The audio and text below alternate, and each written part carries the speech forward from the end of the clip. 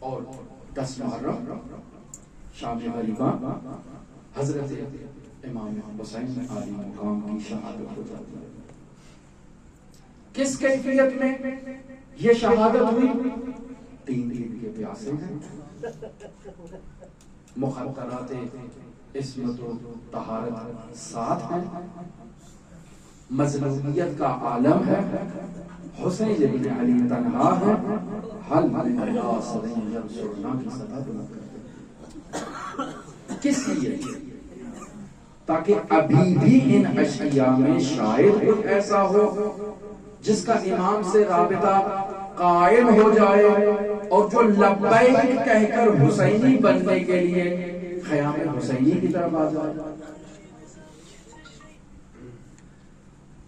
3 دن کے پیاسے سرزمین کربلا میں ذبح کر دیے جاتے ہیں، اور جب پانی لایا جاتا ہے اطفال حسینی کے لیے پیش کیا جاتا ہے، تو بیان ہوا آپ کی خدمت میں کہ امام حسین علی مقام نے امام زین العابدین سے جو رخصتی لی، جو وداع کیا، اس میں باقاعدہ جو پیغام دیا شیعوں کے لیے کہ میرے شیعوں سے کہہ دینا کہ اگر تم پانی پیو تو مجھے یاد کرو۔ لہذا اطفال حسینی کو جب پانی پیش کیا جاتا ہے تو ان کی زبان ہائے مبارک سے یہ جملہ جاری ہوتا ہے کہ ہم کیسے پانی پیئیں؟ حسین ابن علی کی آسیت ہم کیسے پانی پیئیں؟ حسین ابن علی کی آسیت ہے۔ اور جب کربلا کی اس چھوٹی شہزادی کے لیے پانی لایا جاتا ہے اور اسے کہا جاتا ہے کہ یہ سب سے پہلے چھوٹوں کو دینے کے لیے پانی آیا ہے، تو فوراً مقتل کی طرف جاتا ہے، میرا اصغر پیاسا ہے۔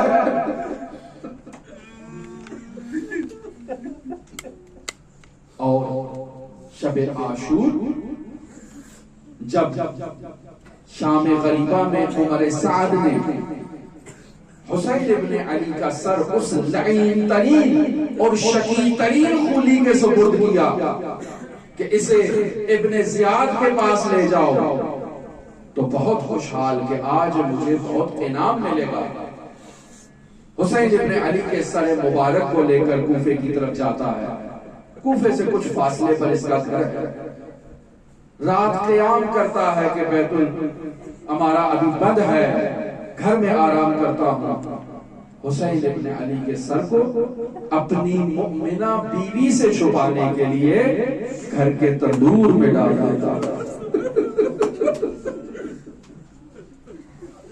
2 بیویاں ہیں اس کی، ایک رات کو اٹھتی ہے تو دیکھتی ہے کہ گھر کے تندور سے ایک نور کی کرن آسمان کی طرف جا رہی ہے اور ایک آواز آ رہی ہے، انا الغریب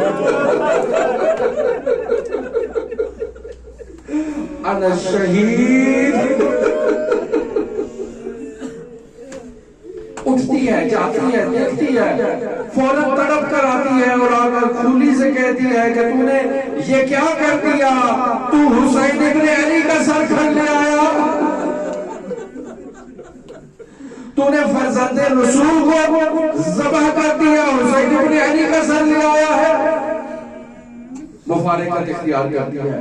دوسری زوجہ بھی آتی ہے اور وہ کہتی ہے آج کے بعد میں تیرے ساتھ ایک بستر میں نہیں جاؤں گی۔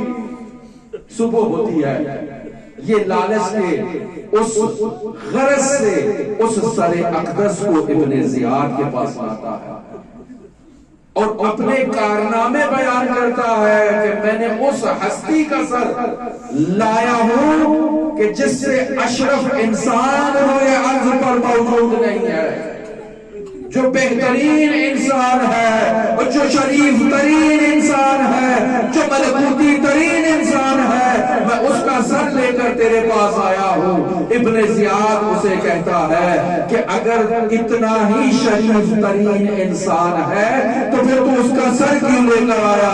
اور تجھے ذرا بھی شرم نہ آئی کہ اللہ کے رسول کے سمت کے سر کو میرے پاس لایا ہے؟ 11 محرم آ گئی اور تمام مخدرات عصمت و طہارت کو سوار کیا جا رہا ہے تاکہ لے جایا جائے انہیں ابن زیاد کے پاس کوفے کی طرف۔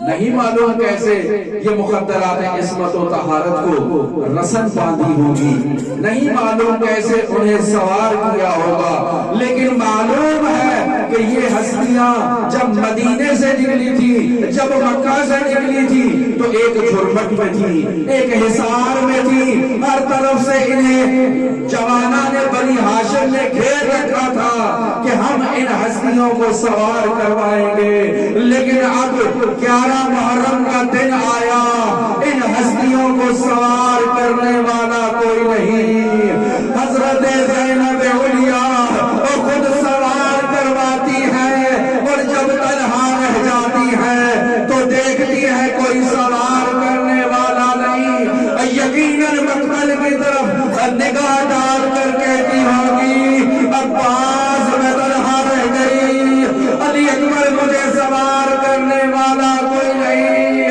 حسین میں تنہا ہوں۔ اجرکم اللہ، اجرکم اللہ، اللہ قبول کرے۔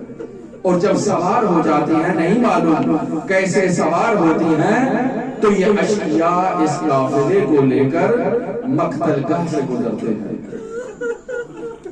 تمام مخدرات عصمت و طہارت اپنے جوانوں کو اس کیفیت میں مشاہدہ کرتی ہیں، تمام کے بدنہائے اطہر میں لرزہ طاری ہوتا ہے، وہ تمام ہستیاں بیان کرتی ہیں، وہ گریہ ازاری کرتی ہیں، تمام روتی ہیں۔ ایسے میں ثانیہ زہرا دیکھتی ہے کہ امام زین العابدین ان پر موت کی کیفیت طاری ہے۔ زینب جو نہیں معلوم کیسے سوار ہوئی، وہ سجاد کو بچانے کے لیے وہ خود کو نامے سے گرا دیا، نہیں معلوم کیسے سید الشہداء کے قریب آئی، سید الشہداء کی کٹی ہوئی رگوں کا بوسہ دے کر مخاطب ہوتی ہے نانا رسول، میں نے ایسی جگہ کو بوسہ دیا اور جہاں نہ آپ نے دیا اور جہاں نہ بابا علی دے سکے اور جہاں بابا فاطمہ نے دیا اور میں نے حسین کی کٹی رگوں کا بوسہ دیا۔ اجرکم اللہ، اجرکم اللہ۔ اور پھر مخاطب ہوتی ہے صلی علیک ملائکۃ السماء